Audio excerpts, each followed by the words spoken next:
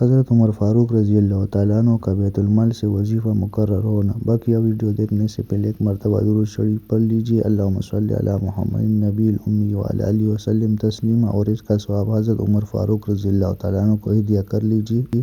اللہ پاک ہمیں ان کے فیوز و برکات سے نوازے۔ آئیے اپنے ویڈیو کا باقاعدہ آغاز کرتے ہیں۔ بسم اللہ الرحمن الرحیم۔ حضرت عمر فاروق رضی اللہ تعالیٰ عنہ کا بیت المال سے وظیفہ۔ حضرت عمر رضی اللہ تعالیٰ عنہ بھی تجارت کیا کرتے تھے۔ جب خلیفہ بنائے گئے تو بیت المال سے وظیفہ مقرر ہوا۔ مدینہ طیبہ میں لوگوں کو جمع فرما کر ارشاد فرمایا کہ میں تجارت کیا کرتا تھا، اب تم لوگوں نے اس میں مشغول کر دیا، اس لیے اب گزارا کی کیا صورت ہو۔ لوگوں نے مختلف مقدار تجویز کی۔ حضرت علی کرم اللہ وجہہ چپ بیٹھے تھے۔ حضرت عمر رضی اللہ تعالیٰ عنہ نے دریافت فرمایا کہ تمہاری کیا رائے ہے؟ آپ نے فرمایا کہ توسط کے ساتھ جو تمہیں اور تمہارے گھر والوں کو کافی ہو جائے۔ حضرت عمر رضی اللہ تعالیٰ نے اس رائے کو پسند فرمایا اور قبول کر لیا، اور متوسط مقدار تجویز ہو گئی۔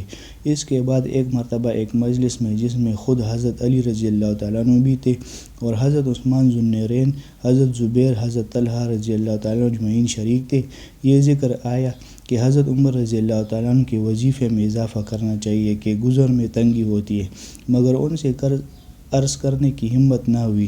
اس لیے ان کی صاحبزادی حضرت حفصہ رضی اللہ تعالیٰ عنہ، جو حضور صلی اللہ علیہ وسلم کی بیوی ہونے کی وجہ سے ام المومنین بھی تھی، ان کی خدمت میں یہ حضرات تشریف لے گئے اور ان کے ذریعے سے حضرت عمر رضی اللہ تعالیٰ عنہ کی اجازت اور رائے معلوم کرنے کی کوشش کی، اور ساتھ ہی یہ بھی کہہ دیا کہ ہم لوگوں کے نام معلوم نہ ہو۔ حضرت حفصہ رضی اللہ تعالیٰ عنہ نے جب حضرت عمر رضی اللہ تعالیٰ عنہ سے اس کا تذکرہ کیا تو چہرے پر غصے کے آثار ظاہر ہو گئے۔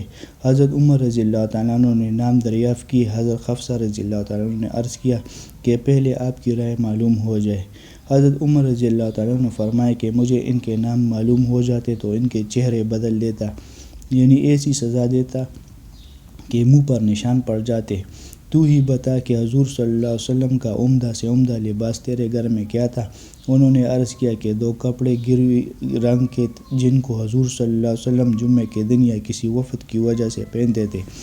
پھر فرمایا کہ کون سا کھانا تیرے یہاں عمدہ سے عمدہ کھایا؟ عرض کیا کہ ہمارا کھانا جو کی روٹی تھی، ہم نے گرم گرم روٹی پر گھی کے ڈبے کی تلچھٹ الٹ کر اس کو ایک مرتبہ پڑھ دیا تو حضور صلی اللہ علیہ وسلم خود بھی اس کو مزے لے کر نوش فرما رہے تھے اور دوسروں کو بھی کھلاتے تھے۔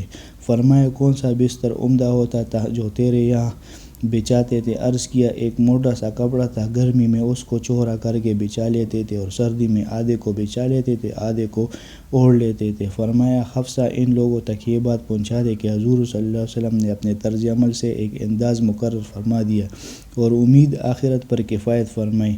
میں بھی حضور صلی اللہ علیہ وسلم کا اتباع کروں گا۔ میری مثال اور میرے 2 ساتھیوں کی مثال حضور اقدس صلی اللہ علیہ وسلم اور حضرت ابوبکر صدیق رضی اللہ تعالیٰ عنہ کی مثال ان 3 شخصوں کی سی ہے جو ایک راستے پر چلے۔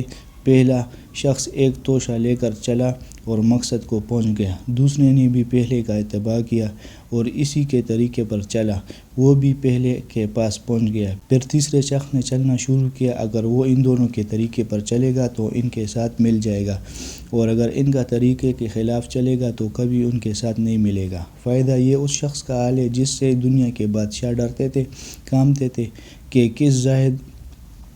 کس زاہدانہ زندگی کے ساتھ عمر گزاری۔ ایک مرتبہ آپ رضی اللہ تعالیٰ عنہ خطبہ پڑھ رہے تھے اور آپ کی لنگی میں 12 پیوند تھے، جن میں سے ایک چمڑے کا بھی تھا۔ ایک مرتبہ جمعہ کی نماز کے لیے تشریف لانے میں دیر ہوئی تو تشریف لا کر معذرت فرمائی کہ مجھے اپنے کپڑے دھونے میں دیر ہوئی اور ان کپڑوں کے علاوہ اور تھے نہیں۔ ایک مرتبہ حضرت عمر رضی اللہ تعالیٰ عنہ کھانا نوش فرما رہے تھے، غلام نے آ کر عرض کیا کہ عتبہ بن ابی فرقد رضی اللہ تعالیٰ عنہ حاضر ہوئے ہیں۔ آپ نے اندر آنے کی اجازت فرمائی اور کھانے کی تواضع فرمائی۔ وہ شریک ہو گئے تو ایسا موٹا کھانا تھا کہ نگلنا نہ گیا۔ انہوں نے عرض کیا کہ چنے ہوئے آٹے کا کھانا بھی تو ہو سکتا تھا۔ آپ رضی اللہ تعالیٰ نے فرمایا کیا سب مسلمان میدا کھا سکتے؟ عرض کیا کہ سب تو نہیں کھاتے۔ فرمایا کہ افسوس تم یہ چاہتے ہو کہ میں اپنی ساری لذت دنیا ہی میں ختم کر دوں۔ اس قسم کے سینکڑوں ہزاروں نہیں بلکہ لاکھوں واقعات ان حضرات کرام کے ہیں۔ ان کا اتباع نہ اب ہو سکتا ہے نہ ہر شخص کو کرنا چاہیے کہ کبھی ضعف ہے جس کی وجہ سے تحمل بھی ان کا اس زمانے میں دشوار ہے۔ اس وجہ سے اس زمانے میں مشائخ تصوف ایسے مجاہدوں کی اجازت نہیں دیتے جس سے ضعف پیدا ہو کر قوت پہلے ہی سے ضعیف ہے۔ ان حضرات کو اللہ جل شانہ نے قوت بھی عطا فرمائی، البتہ یہ ضروری کہ اتباع کی خواہش اور تمنا ضرور رکھنی چاہیے کہ اس وجہ سے آرام طلبی میں کچھ کمی واقع ہو اور نگاہ کچھ تو بیچی رہے اور اس زمانے کے مناسب اعتدال پیدا ہو جائے کہ ہم لوگ ہر وقت لذات دنیا میں بڑھتے جاتے اور ہر شخص اپنے سے زیادہ مال و دولت والے کی طرف نگاہ رہتا ہے اور اس حسرت میں مرا جاتا ہے کہ فلاں شخص مجھ سے زیادہ وسعت میں ہے۔ اللہ پاک ہمیں ان باتوں پر عمل کرنے کی توفیق عطا فرمائے اور ان حضرات کی اتباع نصیب فرمائے۔ وآخر دعوانا الحمدللہ رب العالمین۔